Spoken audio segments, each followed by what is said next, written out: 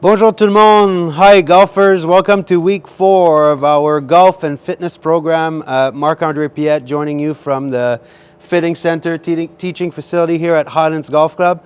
We're excited to have you guys for our 4th week of instruction. So hopefully you will benefit from the stretching and strength exercises that Derek gave you the last couple weeks. This week we're going to tackle now talking about more weight distribution at address. Again, a fundamental in terms of posture, and also how much knee flex we should have at address. So just to get back to what we've discussed about in the previous weeks, we've talked an awful lot about posture and the importance of setting up over the ball while engaging the right group of muscles. When it comes to weight distribution, same idea. Again, a key element to how we're going to set up over the ball. So what we want to make sure we do is we want to make sure that our center of gravity falls right at the right place, which is right over our shoelaces. So if I'm addressing the golf ball properly, again, if we remember what we've discussed about, we're going to hinge from the hips while keeping our spine neutral. And then from here, I want to just slightly unlock my knees forward that way. So my weight comes right over my shoelaces. So I don't want to be sitting further back and have all my weight in my butt or in my heels, but I also don't want to have too much weight forward in my toes. What we like to talk about when it comes to weight distribution, like golf is a sport like no others, and then you want to have the weight into an active position. So you watch any sport on TV, you'll never see an athlete sitting into a passive position that is not ready for action. So really want to make sure that we have our weight here somewhere over our shoelaces, and then we're active and ready to go into that posture. And from here, we can take a confident swing and then make a good strike. So Derek is going to follow up with good instruction with you to help you guys with that proper weight distribution and setup, and we'll see you guys next week. Welcome back, CAF members. Derek, FSI, TPI certified coach here with you for week 4, part 2, which is going to be the strength portion or the corrective exercise portion of your weight distribution fundamentals part of the program here. So like we said earlier, Marc-André talked about the importance of the hips, which we covered last week, hip hinge, the knees and the ankles, how they move well in terms of getting you into a proper position when it comes to weight distribution, where you want your weight to lie in terms of your setup position and all the way through your golf swing. So what we're going to give you today is going to be corrective exercises that will strengthen around the ankles, around the knees, and around the hips for you to get into those positions more easily and with more comfort. So the first exercise we're going to do, very simple exercise. You can grab anything at home that will elevate your toes to start. It has to be something stable, so it could be a book. You could do this hanging off the edge of the stair, but this one's called a heel raise and calf drop. So we want to work on both ranges, the extension and the flexion of the ankle. So I'm going to put my toes, I have them on a plate here, but like I said, you can use a staircase at home, you can use a book, something at least 2 to 3 inches off the ground.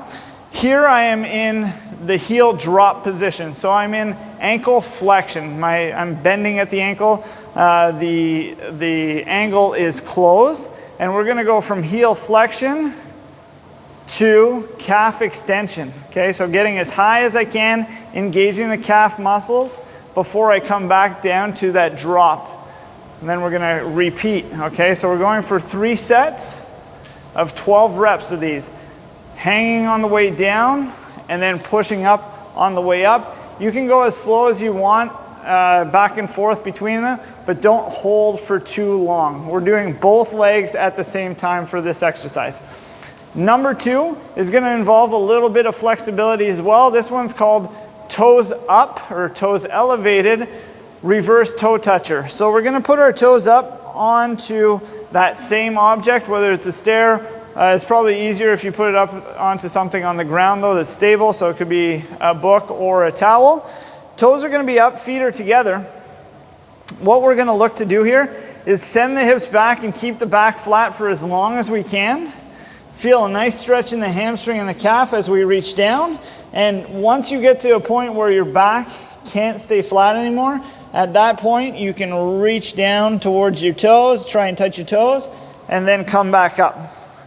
So it's hips back, back flat. When the back doesn't stay flat anymore, then you can reach down and round a little bit to get to your toes and stand back up. If you can't quite get to your toes, just take notice on how low you can go, keeping the legs straight. Okay, between set 1 and set 3, is there going to be a difference? I guarantee you that there will be. You're going to do 3 sets of 12 reps when it comes to that exercise. The next one, deep squat progression. Okay, one of my favorites here because we work on ankle mobility, we work on knee flexion, we work on hip mobility. So we're trying to get as low as we can in our squat. I want you to elevate your heels. So put your heels up onto something.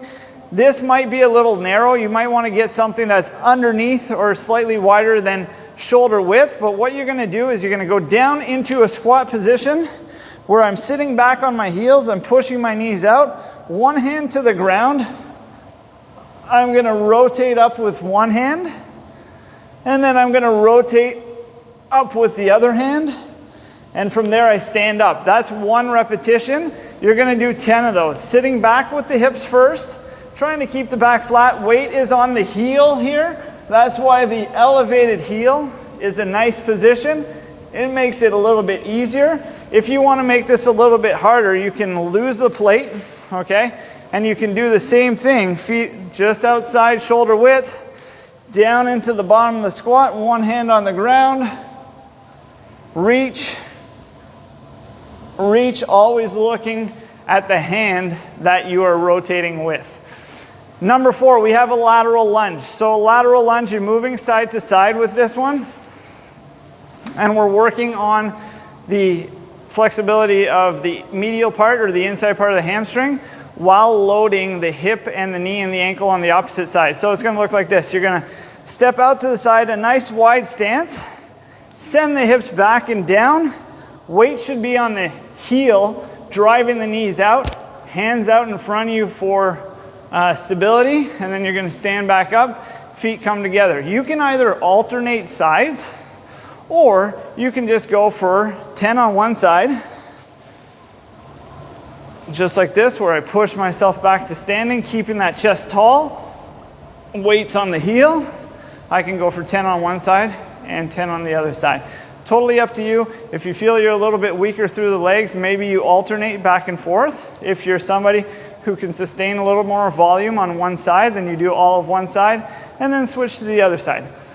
Exercise number 5, we have a lateral step up. So you're going to need something to elevate. It doesn't have to be a box that's 20 inches like this. It could be something lower to start. But what you're going to do is one foot is going to be on the box, other foot on the ground, okay? And you're going to be sort of, the toes are going to be pretty close to being in line with each other. This ankle's already going to be in flexion, knee in flexion, hip in flexion. We're going to try and get all of these to extension. So I'm going to lean my weight to the left side.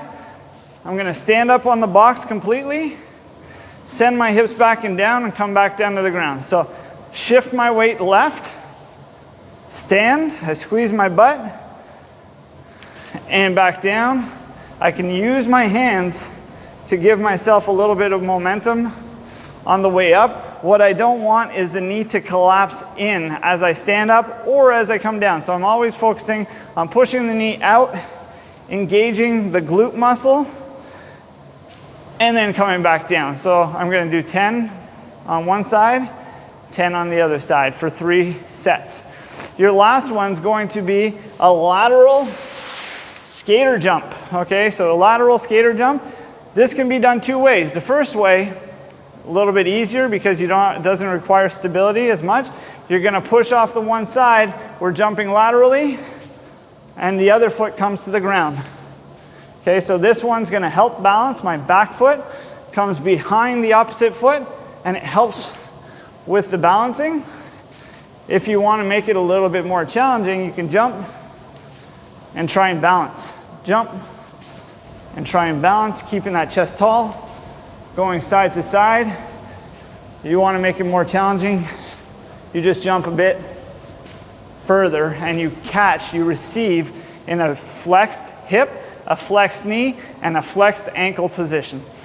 Those are 6 corrective exercises for you to start strengthening through the ankle, the knee, and the hip to allow you to get into a better position when it comes to weight distribution in your address position in your golf swing. We'll see you next week.